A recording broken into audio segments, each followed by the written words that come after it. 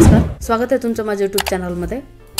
आज आपण या व्हिडिओमध्ये अगदी गाड्यावर मिळते तशीच रगडापुरी बनवतोय।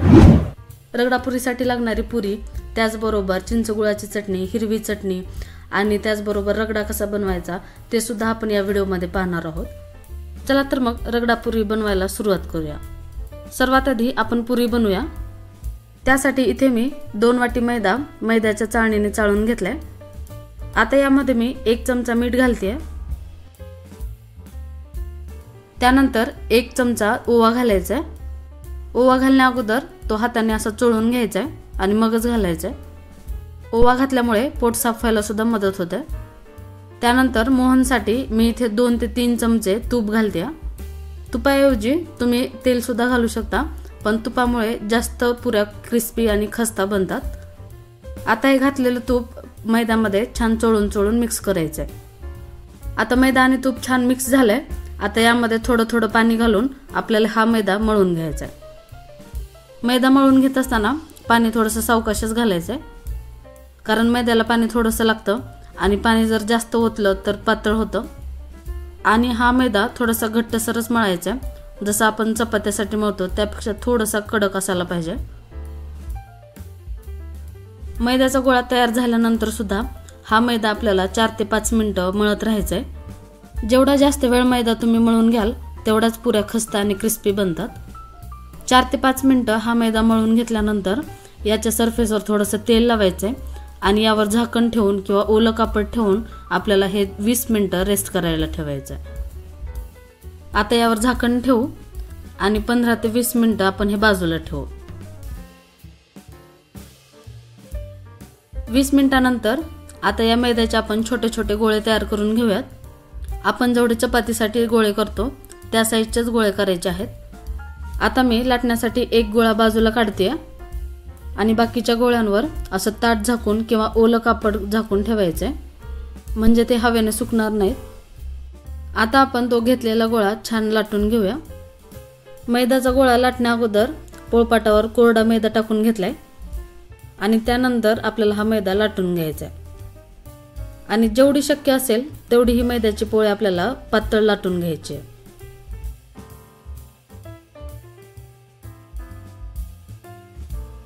तुम्ही पाहू शकता हा मैदा मी किती पातळ लाटून घेतलाय ते। आता यावर आपण चमच्याच्या सहाय्याने किंवा चाकूच्या सहाय्याने आपण याला छिद्र करून घेणार आहोत। हे छिद्र आपण सगळीकडे करून घ्यायचे आहेत। यामुळे काय होतं, आपण ज्या पुऱ्या तेलात टाकल्यानंतर फुगतात त्या फुगणार नाहीत आणि छान क्रिस्पी सुद्धा बनतील। त्यानंतर अशा वाटीच्या मदतीने किंवा ग्लासच्या मदतीने अशा पुऱ्या कट करून घ्यायच्या। अशामुळे वेळही वाचतो आणि त्याचबरोबर पुऱ्या सर्व एकसारख्या आकाराच्या बनतात।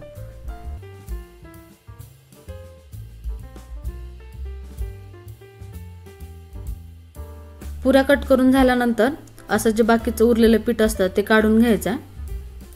तुम्ही पाहू शकता पुऱ्या खूप पटकन बनल्यात आणि एकसारख्या आकाराच्या बनल्यात। तुम्हाला पुऱ्या कशा बनल्या आहेत ते दाखवते। याचा आकार तुम्ही पाहू शकता, हे किती चपट्या बनल्यात ते सुद्धा पाहू शकता। अजिबात जाड बनवायचं नाही, अगदी पातळ बनवायच्यात। आता या सर्व पुऱ्या एका प्लेटवर काढून घेऊया आणि याच पद्धतीने बाकीच्या सर्व पिठाच्या पुऱ्या आपण बनवून घेणार आहोत। सर्व पुऱ्या बनवून तयार आहेत। आता आपण हे तळून घेऊया। एका कढईमध्ये तेल गरम करायला ठेवलं होतं। तेल छान गरम झालं की यामध्ये एक पुरी सोडायची आहे। जेवढ्या शक्य असतील तेवढ्या पुऱ्या एका वेळेस तळून घ्यायच्या।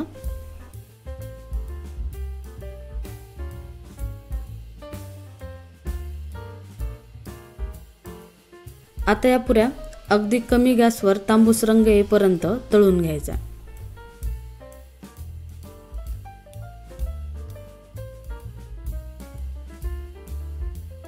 तुम्ही पाहू शकता पुऱ्यांचा रंग बदललाय, छान गोल्डन ब्राउन कलर आलाय। आता हे आपण एका प्लेटमध्ये काढूया किंवा चाळणीमध्ये काढूया, म्हणजे यामध्ये जे एक्स्ट्रा तेल असेल ते सुद्धा निघून जाईल। तसं तर या पुऱ्यांना अजिबात तेल चिटकत नाही, लगेचच निघून जातं। आता हे एका चाळणीवर काढूया। तुम्ही पाहू शकता पुऱ्यांचा रंग खूप छान आलाय। याच पद्धतीने बाकीच्या सर्व पुऱ्या तळून घ्यायच्यात। चला तर मग पुऱ्या बनवून तयार आहेत। तुम्ही पाहू शकता पुऱ्यांना छान कलर आलाय आणि क्रिस्पी सुद्धा बनल्यात। त्यातली एक पुरी मी तुम्हाला तोडून दाखवते। अगदी याचा चुरा होते, बारीक चुरा होते। याचा अर्थ पुऱ्या खूप क्रिस्पी आणि खस्ता बनले आहेत। चला तर मग आता चिंच आणि गुळाची चटणी करूया। त्यासाठी इथे मी अर्धी वाटी चिंच घेतली आहे। हे चिंच स्वच्छ करून याच्या दोऱ्या असतील किंवा चिंचुके असतील हे सर्व स्वच्छ करून घ्यायचे आहे। आता यामध्ये चिंच सर्व पाण्यामध्ये बुडेल एवढं पाणी घालायचं आहे आणि आता हे अर्धा तास आपण भिजत ठेवणार आहोत। जर तुमच्याकडे वेळ कमी असेल तर साध्या पाण्याऐवजी गरम पाणी टाकून हे 10 मिनिटं तुम्ही बाजूला ठेवू शकता।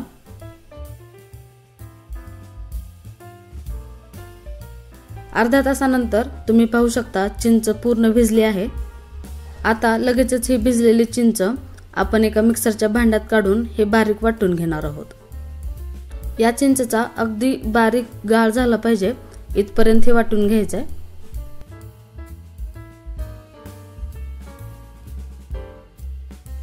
चला तर मग चिंच वाटून झाली आहे। आता हे आपण गाळणीने गाळून घेऊया। चाळणीने चाळल्यामुळे काय होतं ना, यामध्ये काही रेषा वगैरे असतील किंवा चिंचोक एखादा राहिला असेल तर तो सुद्धा निघून जातो आणि चटणी सुद्धा खूप सॉफ्ट बनते। आता हे चमच्याच्या मदतीने छान गाळून घ्यायचं आहे।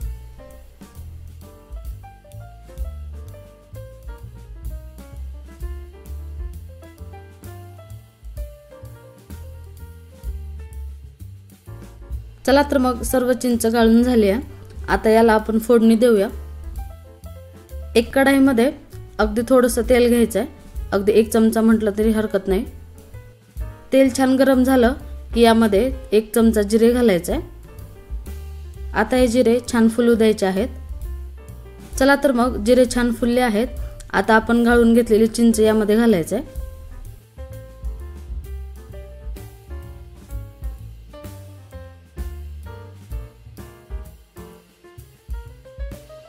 आता एकदा याला छान मिक्स करून घेऊया आणि याची एक उकळी काढून घेऊया।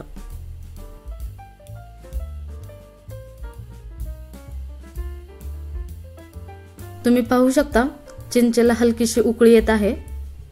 आता याला थोडंसं मिक्स करून घ्यायचंय।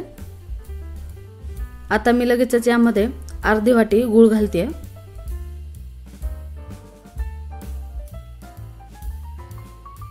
त्यासोबतच 2 चमचे साखर घालायची आणि लगेचच आपल्याला हा गूळ विघरेपर्यंत चिंच आणि गूळ मिक्स करून घ्यायचा आहे। याच्यात मी थोडीशी साखर घातली आहे, ते पूर्णपणे ऑप्शनल आहे। तुम्हाला जर आवडत असेल तर घाला, नाही आवडत असेल तर पूर्ण स्किप करू शकता। गूळ मस्त विरघळला आहे, पण याची थिकनेस थोडीशी कमी वाटते, त्यामुळे 2 ते 3 मिनिटं अजून ही चटणी शिजवून घेणार आहे।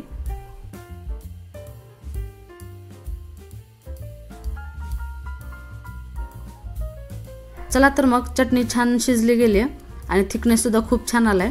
आता यामध्ये 1 चमचा जिरे पावडर घालायचा आहे, त्याचबरोबर अर्धा चमचा काश्मीरी लाल मिरची घालायचा आहे। यामुळे रंग तर खूप छान येतोच, त्याचबरोबर या चिंच गुळाच्या चटणीला तिखट पण चव येते।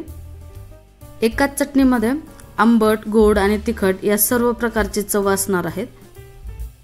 चला तर मग चटणी तयार आहे। तुम्ही पाहू शकता थिकनेस सुद्धा खूप छान आलाय, अगदी जशी गाड्यावर मिळते तशी चटणी बनली आहे। पूर्ण थंड झाल्यावर ही चटणी अजूनच दाटसर बनते। आता मी हे एका बाउल मध्ये काढते म्हणजे तुम्हाला समजेल ही चटणी कशी बनली आहे ते। ही चटणी बघूनच तोंडाला पाणी सुटते। तुम्ही पाहू शकता खूप दाटसर बनली आहे आणि टेस्टला तर खूप छान बनली आहे। ही चटणी तुम्ही एकदाच बनवू शकता, 6 महिने या चटणीला अजिबात काही होणार नाही। तुम्हाला जेव्हा कधी भेळ, रगडापुरी खायची असेल तेव्हा तुम्ही ही चटणी काढून खाऊ शकता। आता आपण यासाठी लागणारी हिरवी चटणी करूया। या ठिकाणी मी एका मिक्सरच्या भांड्यात थोडीशी कोथिंबीर घेतली आहे। त्यानंतर यामध्ये 8 ते 9 लसणाच्या पाकळ्या घालायचे। त्यानंतर 2 हिरव्या मिरच्या, चवीपुरतं मीठ घालायचं आहे। आता यामध्ये थोडंसं पाणी घालून बारीक वाटून घ्यायचं आहे। मी या चटणीला थोडीशी थिकनेस यावी म्हणून डाळव घातले। या व्हिडिओमध्ये ते दाखवायचं राहून गेले, ते तुम्ही नक्की घाला। तुम्ही पाहू शकता चटणी रेडी आहे, खूप छान बनली आहे। आता लगेचच आपण रगडा बनवायला घेऊया। इथे मी अर्धी वाटी हिरवे वाटाणे रात्री भिजत ठेवले होते, ते फुलून छान दुप्पट झालेत। आता ते आपण एका कुकरमध्ये घालूया। त्यातच मी 2 छोट्या आकाराचे बटाटे त्यावरची साल काढून आणि ते 4 भागामध्ये कट करून यामध्ये घालते। त्यानंतर यामध्ये 1.5 ग्लास पाणी घालून थोडीशी हळद आणि चवीपुरतं मीठ घालून हे शिजवून घ्यायचं आहे। आता या कुकरच्या आपल्याला 3 शिट्ट्या काढून घ्यायच्या आहेत। चला तर मग कुकरच्या 3 शिट्ट्या झाल्या आहेत आणि त्यातली हवा सुद्धा गेली आहे। आता हे आपण झाकण उघडून पाहूया। तुम्हाला मी हे कितपत शिजले ते दाखवते। तुम्ही पाहू शकता वाटाणे छान शिजले आहेत आणि बटाटे सुद्धा छान शिजले आहेत। आता या कुकरमध्येच मॅशरने असं मॅश करून घ्यायचंय आणि जास्त बारीक मॅश सुद्धा करायचं नाहीये, अख्खे वाटाणे सुद्धा दिसले पाहिजेत। चला तर मग आता याला आपण फोडणी देऊया। इथे मी एका कढईमध्ये 2 मोठे चमचे तेल घेतले।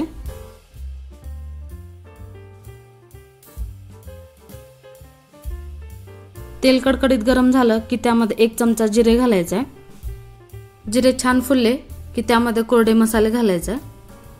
त्यामध्ये मी 1 चमचा गरम मसाला, 1 चमचा धने पावडर, 1 चमचा काश्मीरी लाल मिरची, 1 चमचा चाट मसाला, अर्धा चमचा हळद आणि चवीपुरतं मीठ घेतले।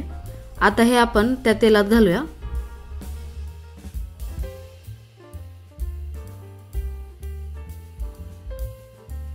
मसाले तेलामध्ये घातल्यानंतर लगेचच मिक्स करून घ्यायचे आणि मसाले करपण्याच्या आत आपण मॅश करून घेतलेले बटाटे आणि वाटाणे याच्यामध्ये घालायचे।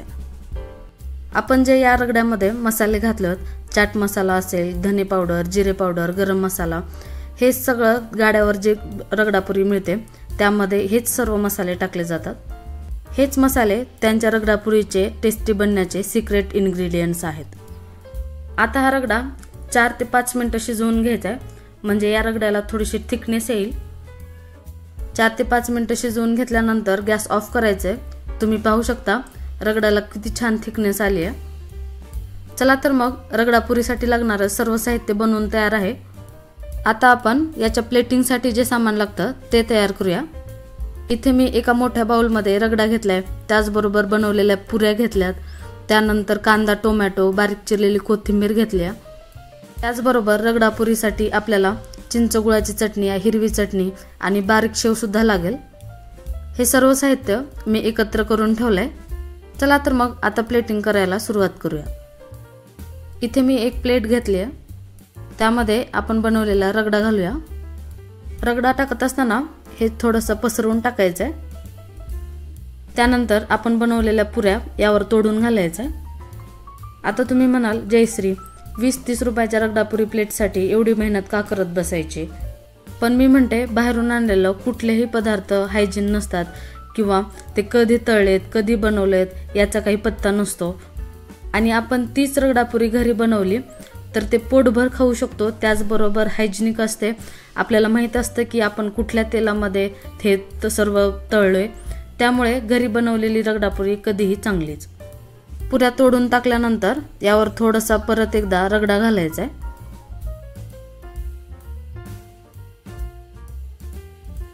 आता यावर बारीक चिरलेला कांदा घालायचा आहे। या रगडापुरीमध्ये कच्चा कांदा खूप छान लागतो। त्यानंतर या कांद्याबरोबर थोडासा बारीक चिरून घेतलेला टोमॅटो घालायचा आहे। तुमच्या आवडीप्रमाणे कांदा आणि टोमॅटोची क्वांटिटी कमी जास्त करू शकता। आता यावर आपण बनवलेली चिंच आणि गुळाची चटणी घालायची आहे। तुम्ही पाहू शकता चिंच गुळाची चटणीची थिकनेस बघू शकता, कलर बघू शकता आणि चव सुद्धा खूप अप्रतिम झाली आहे।